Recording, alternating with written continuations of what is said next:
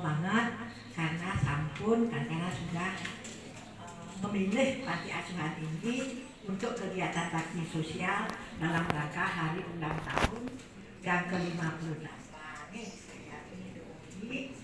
Negeri dan Qatar tambah daya bisa mencetak sumber daya manusia yang unggul, yang berkualitas, yang bisa mengabdikan diri pada negara. Jadi doa daripada anak-anak panti asuhan ini terkabul ya untuk SMK Negeri.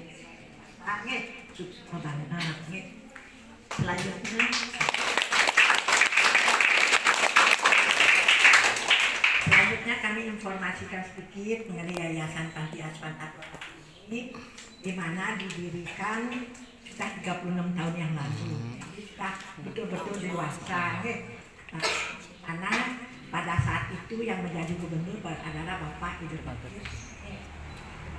Nah, karena pada saat keadaan dunia wilayah bangsa Indonesia kita pada saat itu termasuk Bati, banyak sekali anak-anak yang memang drop out. Nah, makanya pada saat itu sekitar tahun 1985 ke atas kita terkenal dengan adanya GNOTA, Gerakan Nasional Orang Tua Asuh. Karena banyak anak-anak yang drop out pada saat itu. Mungkin ada yang sudah lahir ya? Sudah SMP tapi. Jadi beliau berpikir, karena tanggung jawab daripada mencerdaskan bangsa tidak saja pemerintah, tapi juga tanggung jawab kita bersama. Jadi kalau SMK Negeri 2 itu yang inisiatif daripada pemerintah kan di dalam mencerdaskan bangsa. Tetapi di panti-panti asuhan atau kegiatan-kegiatan lainnya adalah tanggung jawab masyarakat di dalam mencerdaskan bangsa, karena itu sudah tercantum dalam pembukaan Undang-Undang Dasar 1945. Nah, didirikanlah panti asuhan ini, di mana kami panti asuhan ini yaitu untuk menerima khusus anak wanita. Ini supaya memudahkan kita di dalam membinanya. Kan satu panti asuhan ada cewek ada cowoknya, bisikan bagi kami setelah mereka dewasa. Jadi itulah semua anak-anak wanita yang yatim piatu, anak yang yatim, anak piatu maupun anak yang puasa atau kurang mampu. Ya, kalau kita tidak tampung mereka di sini, mereka tidak akan mungkin bisa meneruskan sekolahnya. Dan sampai itu kami juga memilih satu kepercayaan, yaitu satu agama Hindu, untuk memudahkan kita, karena kita ini bukan guru profesional yang bisa mendidik segala macam agama. Khusus agama Hindu, jadi kami menerima anak wanita yang beragama Hindu. Kendati pun nanti pada saat itu kami temui ada anak laki-laki, kasihan sekali anak laki, tulang punggung daripada keluarga nantinya. Kalau kita tidak tampung di sini untuk meneruskan pendidikannya, kasihan sekali bagaimana keadaan keluarga nanti di dalam masa mendatang. Untuk itu pun memang keadaannya tidak bisa melanjutkan sekolah, jadi kami juga terima di sini, tetapi kami titipkan mereka di pengurus. Ada juga di pembina, ada juga di bendahara. Nah, kemudian Bapak Ibu Bagus Mantre mendirikan tahun ini. Yang diminta mengelolanya adalah kami yaitu pembinanya Ibu.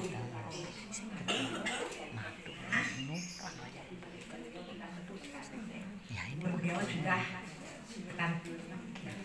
oke, tidak bisa hadir pagi ini. Kemudian ada pengawas Ibu Sri Ayu Janawati Sarjana memang ditugas sebagai pengawas, sehingga mengetahui bagaimana cara mengelola panti asuhan yang benar sesuai hukum yang berlaku. Pengawasnya, kemudian Kenten pengurus, ketuanya Ibu Sri Ngurah Ketu, juga dalam keadaan sakit. Nah, juga pagi ini tidak bisa hadir. Yang suami ke selaku wakil ketua yayasan, kemudian sampai dia Ibu Gusti Aden Antara bendahara, Niki betul-betul yang pintar mengelola keuangan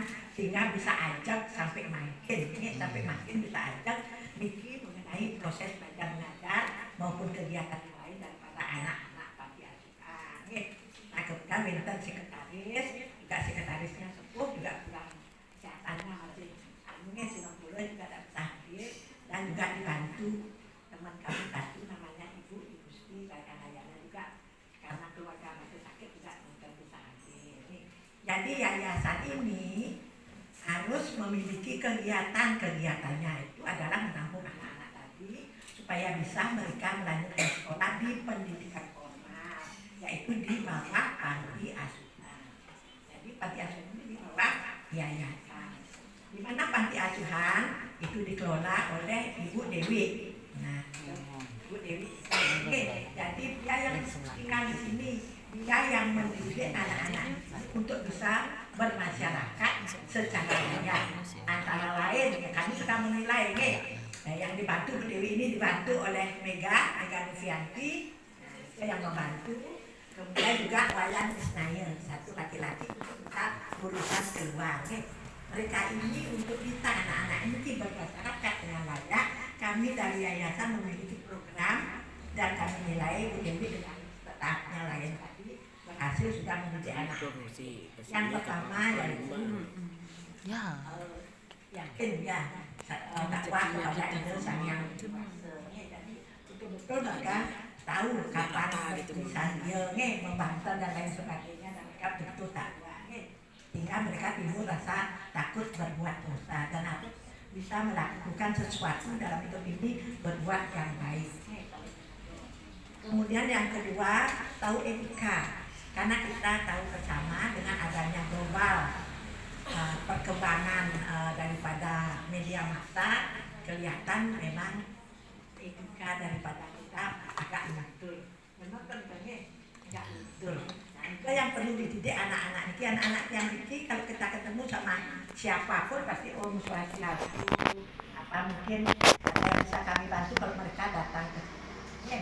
Kadang-kadang kalau kita ketemu rumah teman aja terus lagi. Kalau kita masuk ke dalam, walaupun anaknya yang terima, mana bisa bilang dari mana Bu, pasti begitu. Pasti harus pertama kan Om Swastiastu, kita kami bantu mau ketemu Ibu, tapi bapak kan begitu. Kalau anak-anak kami memang dididik untuk bisa tahu etika. Nah, kemudian yang ketiga itu mereka harus memiliki rasa tanggung jawab yang tinggi. Jadi mereka itu yang sekarang tinggal di sini 38 anak, mereka sudah bisa mengelompokkan diri untuk membagi tugas supaya proses kegiatan ini termasuk belajarnya itu bisa berjalan dengan lancar. Menteri masak ke pasar bersih-bersih dan lain sebagainya. Dan juga mereka mengelompokkan diri dan mereka putar setiap seminggu sekali. Mereka memiliki tanggung jawab yang tinggi. Kemudian mereka disiplin. Dan itu yang kami tekankan kepada mereka. Kapan harusnya mereka belajar, kapan bisa santai, terus kapan melaksanakan tugas-tugas. Jadi mereka betul-betul disiplin. Itu yang memang kami tekankan 4 itu. Sejak tahun 36 sampai sekarang, ya sudah 36 tahun, kami sudah bisa menampung anak-anak yang memang memerlukan pendidikan formal dan sampai bisa mandiri sejumlah 386 anak.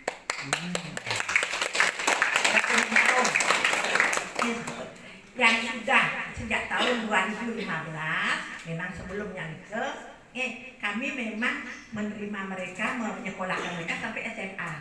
Nah setelah SMA, kita menjadikan mereka pekerjaan.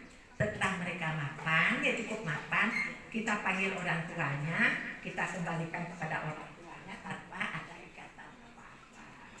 Jadi yang tamat SMA sejak tahun 1987 sampai 2015 ada 323 anak. Mereka yang sudah tamat SMA dan sudah mereka bisa mencari pekerjaan, kami juga sudah kembalikan orang tuanya.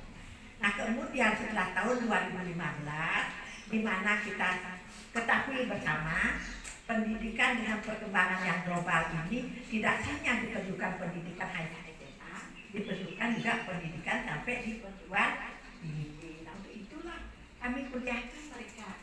Jadi sejak tahun 2015 kami memiliki suatu terobosan supaya kita bisa mendidik mereka sampai perguruan tinggi, karena kasihan sekali ternyata anak-anak kami itu banyak sekali yang berprestasi kawin tadi yang berhasil dididik oleh Dewi. Dan mereka betul-betul di sekolahnya berprestasi dan gurunya juga menyampaikan pada kami, anak ibu betul-betul berprestasi. Kasihan sekali kalau tidak dilanjutkan ke perguruan. Terbukti ada anak satu kami yang dapat PMDK di Universitas Fakultas Teknik Sipil Universitas Budaya. Anaknya itu memang anak yatim piatu dan ibu betul-betul gersang dan kurang mampu. Itulah untuk adik-adik yang SMK negeri 2 dan Pasar. Ini jangan mau kalah dengan mereka ya. Mereka itu anak yang kurang beruntung, tidak ada yang bisa memenuhi kebutuhan sekunder tersier mereka. Yang bisa mereka dapatkan di sini adalah kebutuhan primer, makan, belajar, baju, tempat tinggal. Kan itu ya yang hanya kami mampu berikan kepada mereka. Sedangkan adik-adik semua memiliki orang tua yang akan mampu memberikan kebutuhan sekunder maupun tersiernya, apakah mau nonton, apakah sepeda motor, apakah beli laptop dan apa HP yang terbaru, itu pasti bisa. Jangan kalah kepada mereka.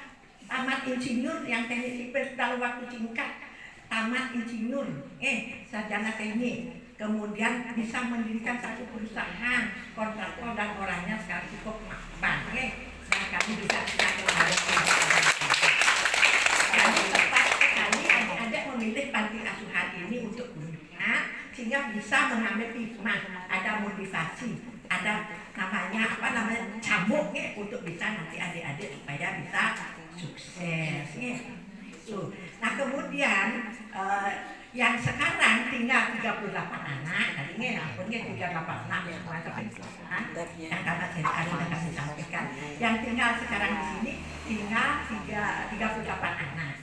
Yang 1 anak ada SD, yang 13 ada SMP, yang 14 masih duduk di SMA, dan yang 10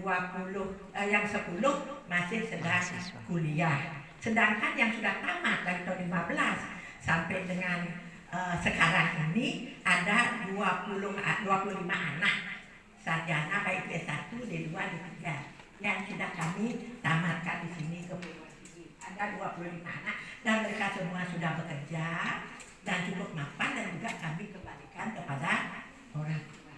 Yang kami lakukan amanah daripada almarhum Bapak Ibu supaya kita betul-betul bisa membantu pemerintah di dalam mencerdaskan. Nah, itu kami ajak melakukan itu. Nah, kemudian mereka kami sekolahkan di pendidikan formal untuk kami supaya menghindari transportasi. Jadi Singapura banget kalau SMK negeri 2 agak jauh, jadi memerlukan transportasi. Jadi kami sekolahkan memang mereka supaya tidak mengeluarkan uang transportasi, kami cari sekolah yang dekat. Yang PSD dekat di sini SD 2. Kemudian untuk SMP SMA-nya kami sekolahkan mereka di Dwi Jenderal. Mengapa di Dwi Jenderal? Karena kami bisa pendekatan kepada ketua yayasan dan ketua yayasan masih peduli kepada anak-anak panti asuhan. Kami diberikan diskon untuk SPP 50%.